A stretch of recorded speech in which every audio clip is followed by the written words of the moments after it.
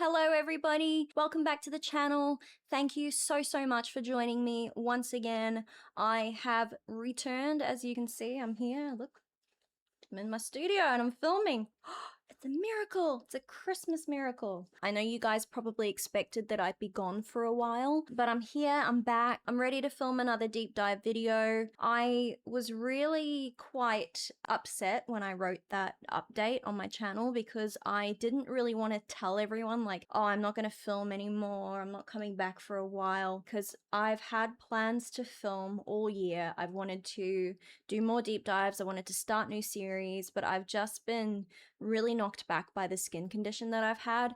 I won't go too much into it, but I started getting like eczema. You can probably see it on my right hand side. And then I started this Invisalign treatment. It's where they give you like clear plastic things to straighten your teeth. So my teeth are probably looking a little bit more straight than they were before, but it unfortunately caused a really bad reaction around my mouth. I had like this acne type thing going on for a while.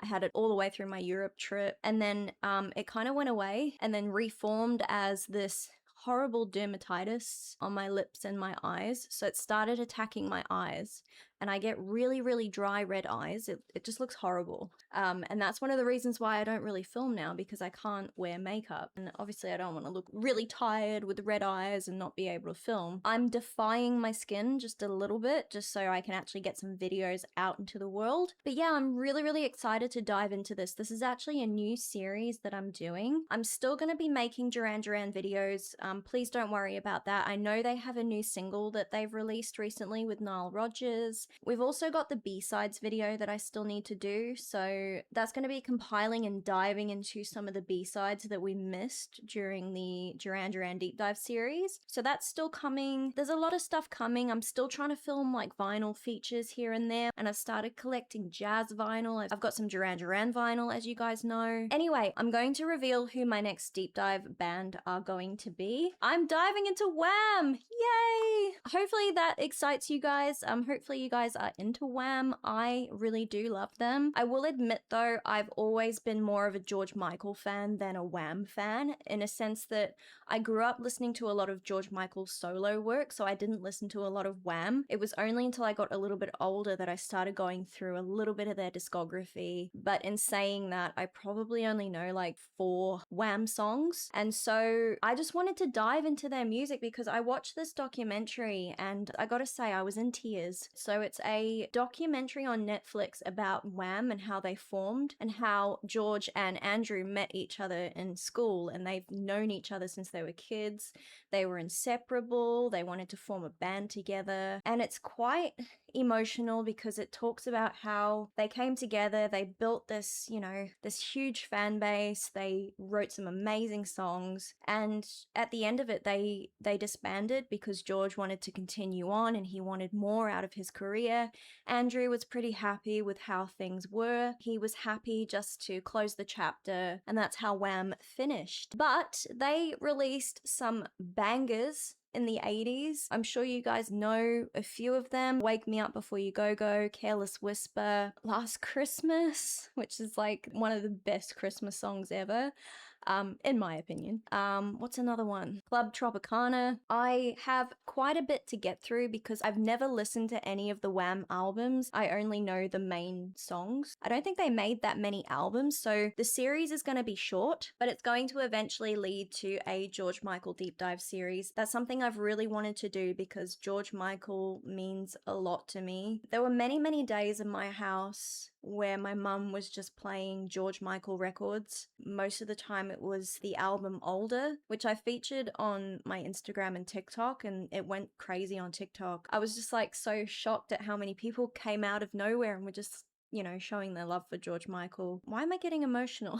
Yeah, there was also the Ladies and Gentlemen box set that he released. It was like a 2-disc compilation of some of his hits. He was just so gifted as a songwriter, and I don't want to like put the whole spotlight on George right now because I know it's George and Andrew that came together, but I just really want to do a deep dive on George. Some of his family is still with us. But yeah, losing George Michael was just absolutely heartbreaking. Watching this documentary was truly beautiful. It was a real homage to the band, to George and his amazing work. Andrew actually talks over quite a lot of the documentary, so you hear Andrew talking about the experience of Wham, and then there's also archived interviews with George. So if you haven't seen it before, I highly recommend checking it out. I'm gonna do a quick introduction on Wham. I took some notes from the documentary just so I had them here. So Wham formed in 1981. It was George and Andrew that came together. As I mentioned before, they grew up together. They actually formed a very small band when they were about 16 years old, and from their perspective it was just really terrible music, and there's old recordings of them performing in this band.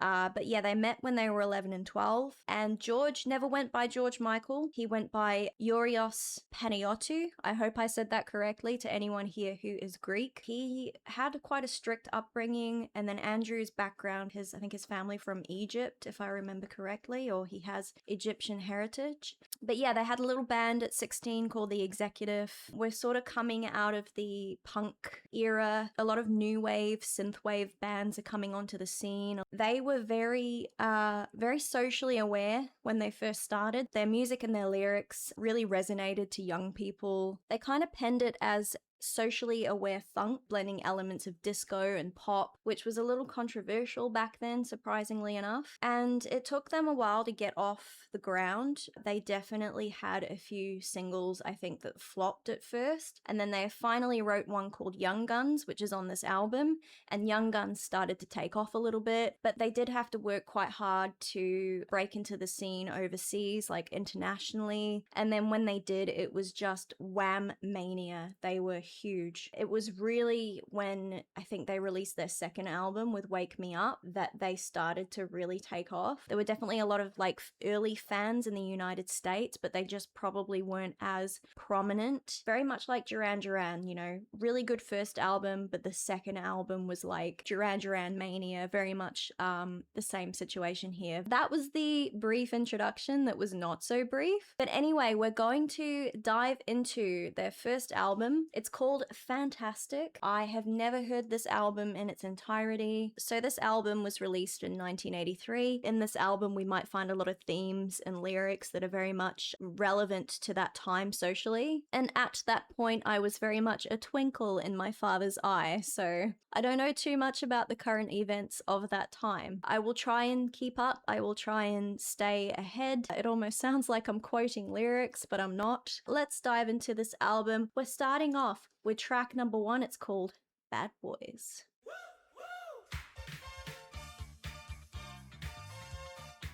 Oh, this is nice.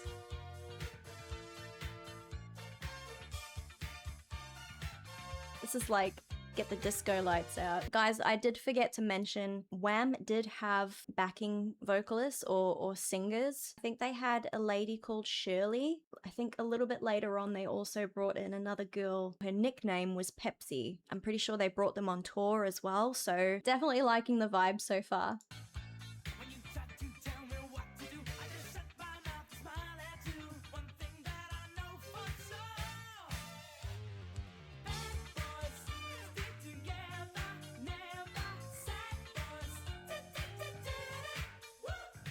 Just really quickly as well, I feel very much like this is the kind of music you would have heard in the nightclubs. It was very much made for young people, maybe the teeny boppers of the time. I would say that maybe there'd be DJs in the clubs spinning these songs. But yeah, I'm definitely hearing this kind of thing in a club setting. It would have been so cool to be alive back then, like just to experience it, you know?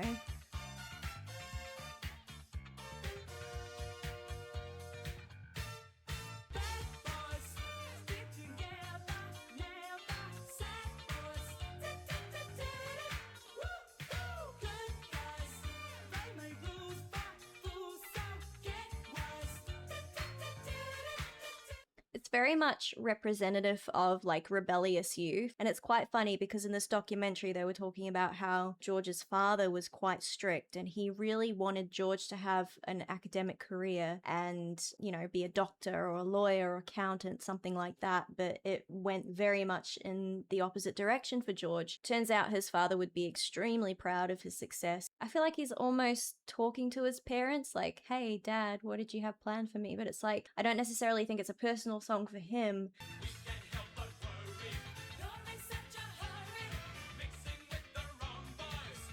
Ooh.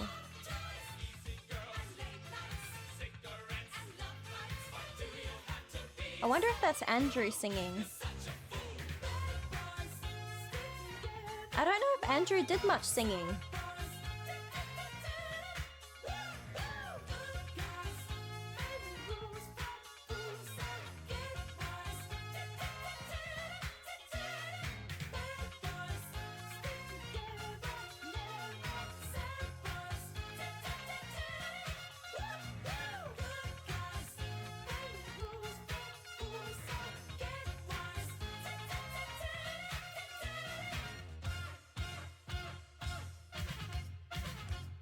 That was really cool. That was quite a fun start to the album. I loved that. Again, just catchy. And as I mentioned before, very much made for a young audience. You have quite a little bit of that like disco flavor and funk flavor coming through. So there may have been some inspiration from other bands at the time. I don't know if I heard Andrew singing in that. You probably heard me mention it before, but I could have sworn I heard a male voice that was quite different to George's voice, so it might have been Andrew in the background there. I don't know if Andrew did any singing. I'd be interested to hear Andrew sing. So yeah, that was the first track. Thoughts, very catchy, very fun. Really interested to see where they take it, if they have any ballads or if it's mostly gonna be upbeat, disco, funky tracks. Let's find out in track number 2, A Ray of Sunshine. Ooh.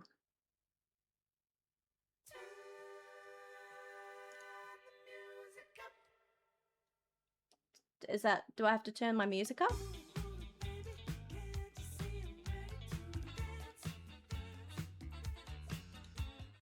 I'm already getting a Boogie Wonderland.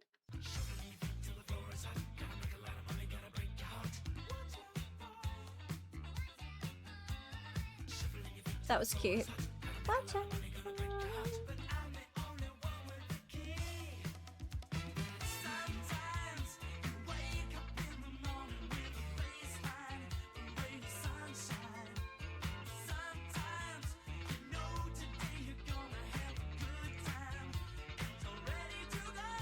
I like that line. Sometimes you wake up in the morning with a bass line. It's almost like as a writer, you wake up in the morning with an idea to a song, but I feel like the meaning is more, sometimes you just wake up in the morning and you're just in the mood to dance. Maybe it's just a bit of a double entendre, you know? So we've got that intro. We've now got that intro in the middle of the song.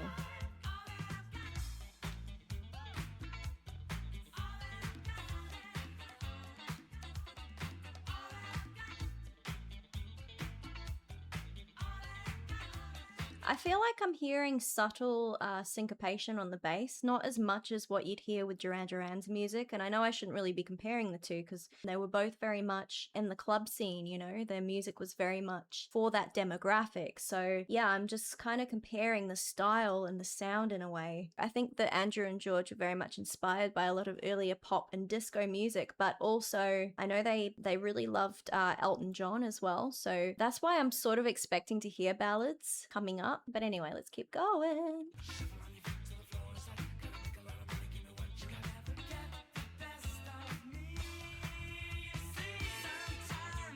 You wake up in the morning with a baseline.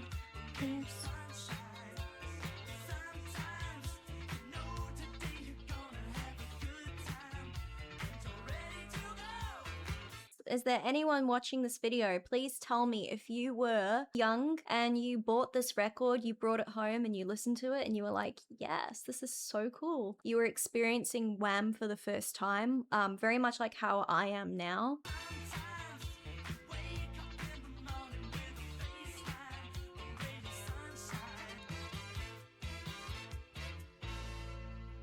I like that a lot of the songs have an outro and they just kind of finish. The last two songs I've listened to, they have like a solid outro. They don't just fade out. I know that there were quite a lot of songs back in the day that kind of had like a fade out, but I'm going to assume that they released like 7-inch versions of these or extended editions of these just so it was easier for DJs to mix them and sync them with another track. I know I haven't gone too much into the singles here as well, only because I haven't looked those up. I'm pretty sure Wham Rap, Club Tropicana, and Young Guns were the singles on this album. I'm not sure if they had any other singles than those three. We're moving on to track number 3 now. It's called Love Machine.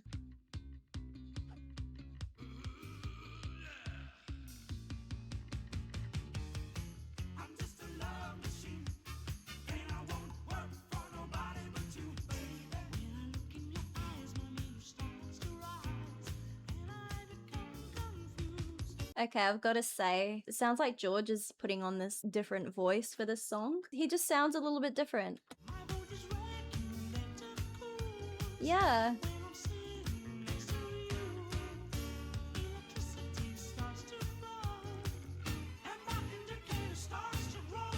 It's giving me Earth, Wind and Fire.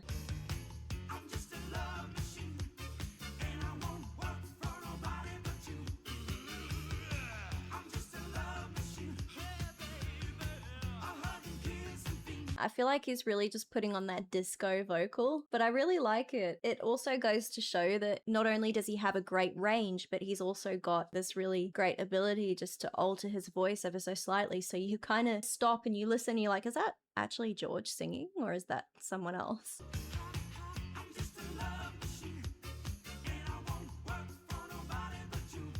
I much prefer the energy of this one to the last two. I just feel like there's a little bit more energy coming through, which is nice, but also softer vocals, which is interesting. Like in the verses, when I say soft.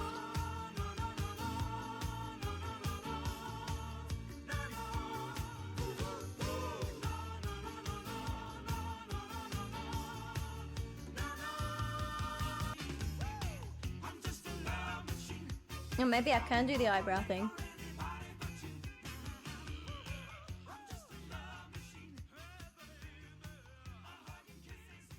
Yeah, the last 3 tracks, they probably did do really well in the club. It really feels like that's what they were going for when they first started, maybe something that would just break out into that scene and just give them a bit more exposure. From memory, they did perform at clubs, like nightclub performances, and there'd be like a lot of comedy acts like between them, mimes and magic shows. It's not like they were doing big concerts at the start. It was more like, okay, we'll just perform at clubs, get that exposure, get our name out there. I haven't done a lot of research in the way of charting positions for some of these, or even if the first album, did it sell a lot of copies? Did people really catch on to it? Or was it just like, oh, you know, another teeny band with a disco flavor? That's going to be something that I might do a little bit of reading on when I take a break halfway through the video, because yeah, it'd be just interesting to talk a bit more about charting positions. Did they end up with like a bit of a following or a fan base, or people who would go out of their way to attend their shows, you know? Yeah, be interesting to know. Maybe there's someone in the comments that's like, oh, you know, I actually saw them perform way back when. But yeah, that was a good one. Love Machine. And like I said, it gave me a real Earth, Wind and Fire, just 70s disco, and loved George's vocal style in that specific song. Also, one thing I just want to say before anyone's like, oh, you've heard this album before. I swear to you, I've never ever heard this album before. This is my first listen. I am mouthing along the lyrics because I actually have them synced on Spotify. They've got this thing now where it goes through the song lyrics, and so I'm just sort of reading them along. But also, when they do repeat the choruses quite a bit, it's easy for me to just catch on. Personally, I only need to listen to a song once or twice and I've memorized the song. It's always been something that I've been able to do. When it's a song that has a lot of repetitive parts, it's just easy for it to get stuck in your head. And like I said, maybe that was the idea here. Write some catchy songs that young people will listen to and be like, yeah, I like this. Anyway, we are moving on to Wham Rap, track number 4. Oh, I am a man, not the man. See, I told you I didn't know this.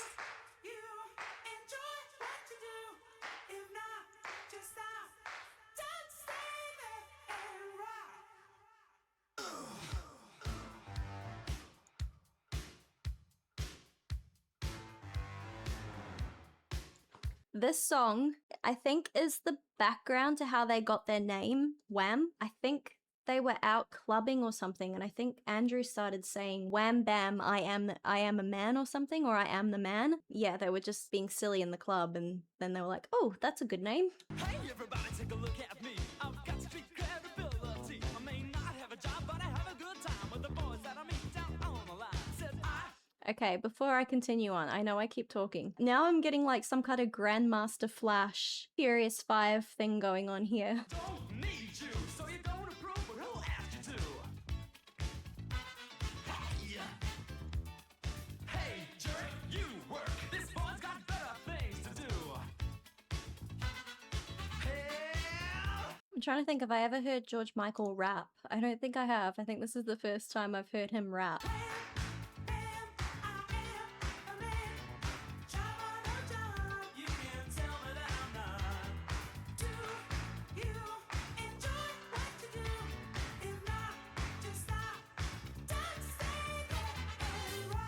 So this song, I think, was quite socially relevant because there was a talk about how there was very much I think this was the time of Margaret Thatcher, or just before, or I don't know what years Margaret Thatcher was in office, but there was a lot of unemployment around that time. Like a lot of young people were struggling. And again, I wasn't alive. I don't know too much about like political landscapes and stuff like that. So please don't take anything I say as like solid facts because I don't know too much. I've watched like The Crown, and that's about how much I know about like the UK prime ministers of the time. And I was a kid when Tony Blair was prime minister, to give you an idea of how old I am. It was definitely like Thatcher's time. And another great show that kind of goes into a bit of the social landscape is The Young Ones. If you guys have seen The Young Ones, with Rick Mayall, Nigel Planer, Christopher Ryan, I think, and Aid Edmondson, who is still around, still acting. I think he's still very much in the scene. Aid and Rick always had a bit of a comedic duo going on, but they did The Young Ones. It was very much about university students living together. They were very much anti-government, anti-Thatcher. It kind of talks a little bit about the landscape. It kind of goes into a little bit of what it was like back then, but unemployment was high. A lot of youth were probably like very much like now, hitting back at the government because times were tough. Money was tight, but there was very much that sense of escapism in going to the clubs, dancing your cares away, or, you know, just enjoying life. Back then, there was more of a club culture than what there is now, because clubs, nightclubs, nightlife, it's all really died off in the last maybe 10 years. I don't think people go out very much now and enjoy clubs. My experience anyway, like from what I see when I'm in the city at like stupid o'clock, there's no one out. There's no one out enjoying themselves anymore. So we don't have that now. So most people, I think, just kind of hermit into their phones. This is the life now. Whereas back then, this is where this kind of music really brought people together. Don't let the hard times stand in your way.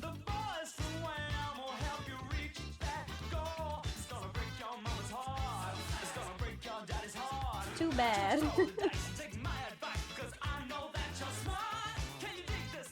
I feel like I'm at a karaoke with the lyrics on the screen.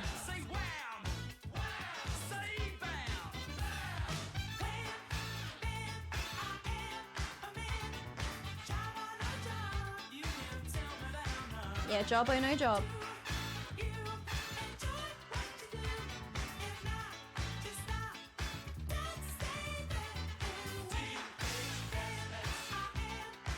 What does DHSS stand for? This is what it means, okay? This is my education, okay? The DHSS reference. The song features a chant of DHSS, Department of Health and Social Security, which was the government body responsible for paying unemployment benefits at the time. Significance: it was considered quite controversial upon its release, with some stations banning it due to its perceived flippant attitude towards unemployment. There was always the censorship with music back then, because nowadays I feel like you can stand up and talk about like societal problems without getting censored or banned. I mean, in some places you can. I don't speak for all countries, but yeah, I don't understand why they ban something that addresses such a serious issue. I feel like I'm getting a bit political and I'm really trying not to do that. And to be honest, I don't really want to go into things that I don't have too much knowledge on, but I feel like it's important to go into it though, because this is what the album addresses. There we go. There's DHSS again. I'm so English when I say H. H.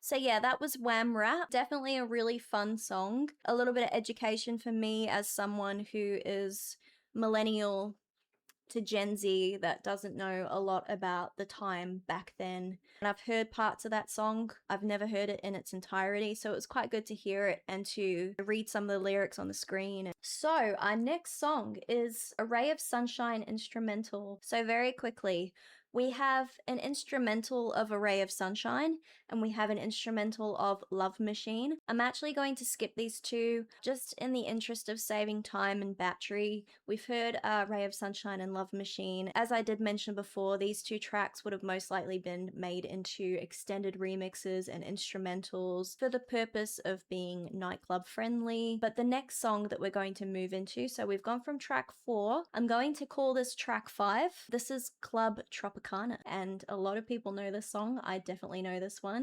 My cousin and I, we do love to sing this one. I don't know it word for word, but I've got a karaoke screen in front of me, so let's go! This is the most played track on the album on Spotify, and I'd also say that this is probably the most, I was going to say the most tropical, that's funny, and I would say that this is the most popular song on the album, and probably the most tropical as well. Anyway, Club Tropicana. I love the ambience of being at a club. Makes me want to drink cocktails.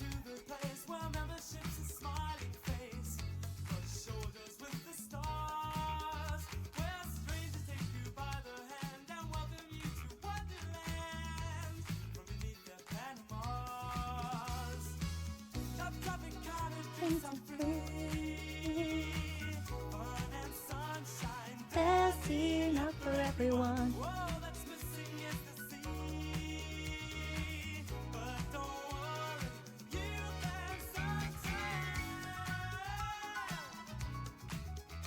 Yeah, I love that.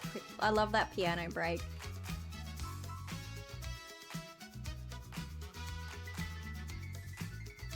And the brass section's great too.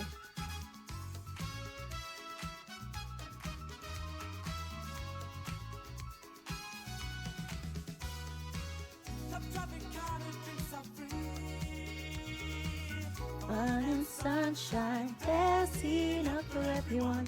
Well, that's missing is the sea. But don't worry, you can sunshine. I do love again that piano and that brass section together.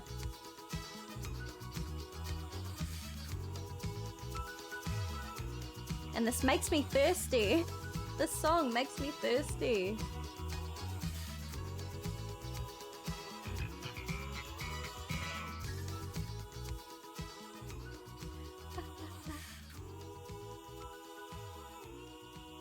Oh, I love that. All we're left with is those beautiful harmonies. Notice how at the beginning you've got the ambience of the club and the people talking and getting together, and then at the very end you've got nighttime, like when you're coming back from the club and all you can hear is the sound of the crickets. That's nice. I liked that vibe. And yeah, it's just very catchy, very fun, and even today it makes me want to move. It makes me want to drink a nice tropical cocktail, and I still think it's very much enjoyable today as well.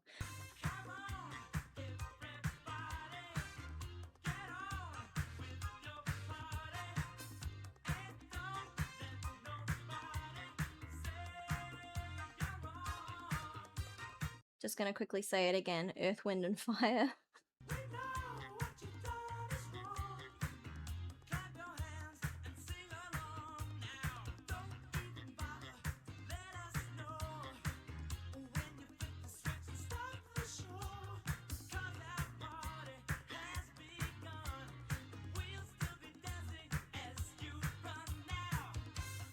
I'm just gonna say this, and it might sound funny, but I feel like I'm hearing the George Michael that I'm used to hearing in this song specifically. His voice is very distinct. You know George Michael when you hear him sing.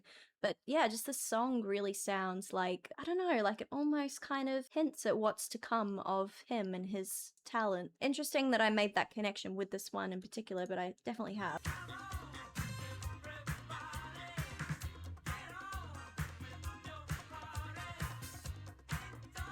I always expect him to say, go dance with somebody.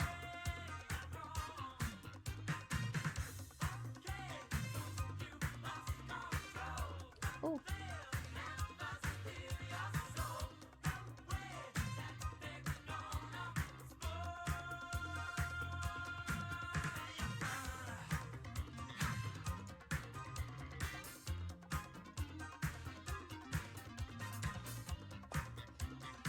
Love the synths. You know, I haven't really commented on the synths in this album, but you know, they're not like, of course they're there, but it's not like they've got a real moment of like shining. It's more fun disco pop energy that really gets people moving. Okay, so our next one is Young Guns, our next track. I am going to dive straight into it because I have been talking a lot of this video. And as I mentioned before, I do like to discuss the music and discuss the tracks and discuss a little bit more about the elements and the themes around the music and around the tracks. So yeah, I have been a bit of a waffle during this video. Anyway, Young Guns.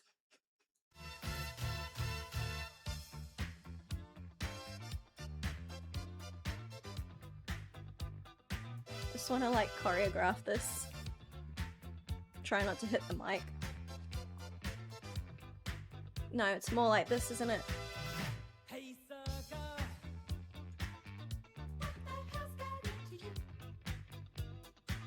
I know this one from yesterday, from the documentary.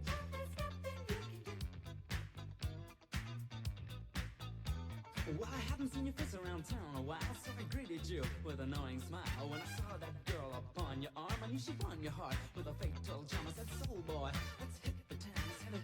Can I just say he's so talented when it goes to changing his voice? So yeah, like I said, I'm hearing like his rap voice is really cool. I honestly don't think I've heard him rap before. I'm impressed with it.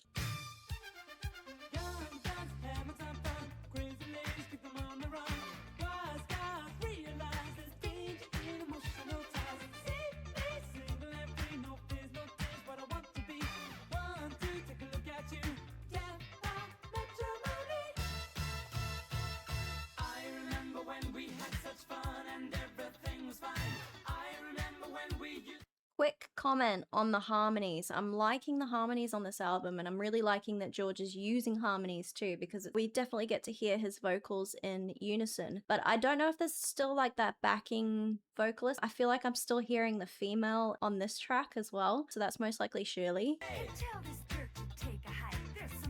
Yeah.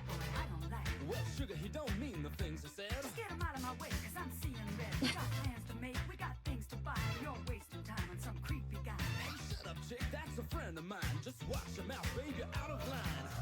So yeah, the two things I've said, and I keep saying them, but the two artists that I'm just getting are Furious 5 and Earth, Wind, Fire from this album alone.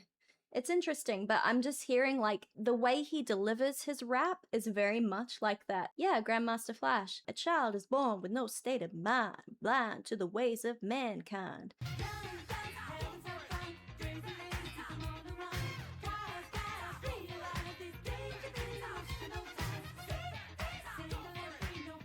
Gosh, his range.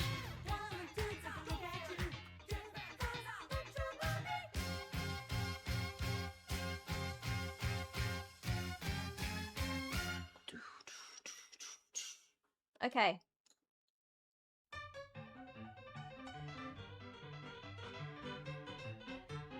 Wait, What?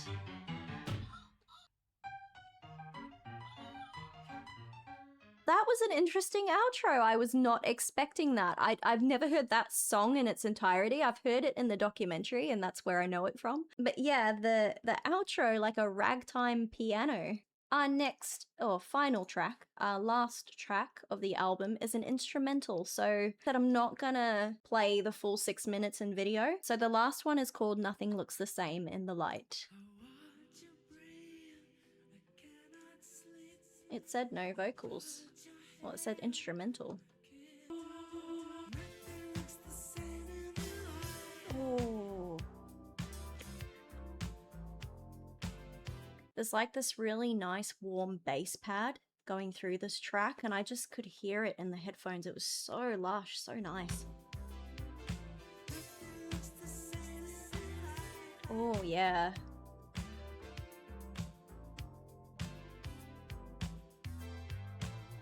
This one's quite nice. It feels like it's a little bit more relaxed than the other tracks, so it's just a nice way to sort of close off the album.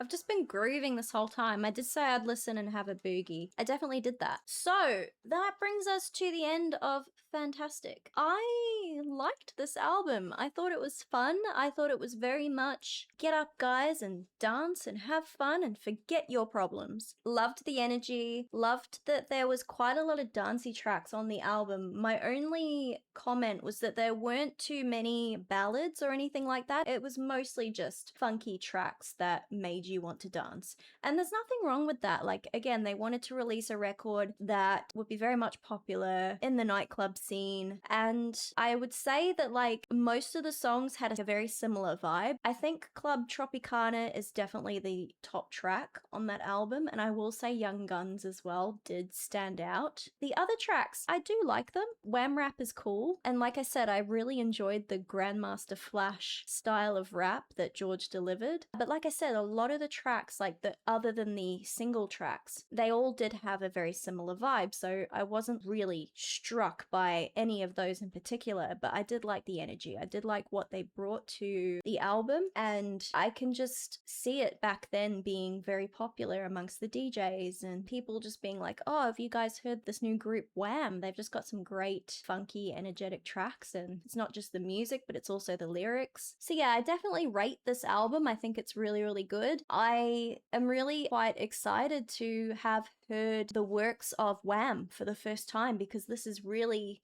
my first experience with any of their albums, any of their work.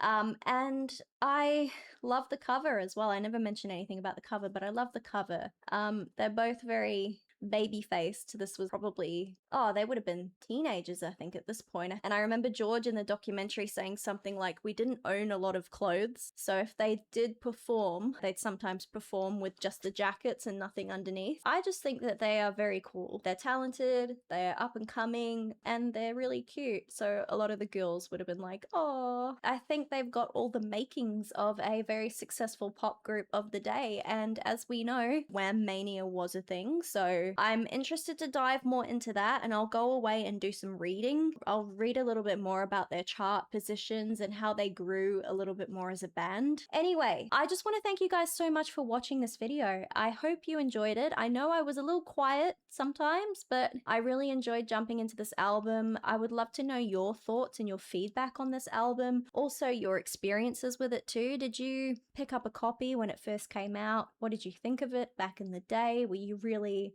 amazed by their work? Were you really captivated by them as a band? What's your relationship with Wham? How long have you loved them? Anyway, I am going to wrap it up here, but thank you so much for joining me. But yeah, if you enjoyed the video, if you're new to the channel, hello, nice to meet you. Thank you for joining me on this journey. And feel free to subscribe if you want to see more, if you want to hear more, have a chat more about the band and your experiences. And I will hopefully see you in the next video. Take care, guys. Club Tropicana drinks are free. Fun and sunshine, there's enough for everyone. All that's missing is the sea. Sorry, I'm just having a bit of fun here singing. Trop Tropicana drinks are... Did I just say Trop Tropicana? I did. I said Trop Tropicana. Weird.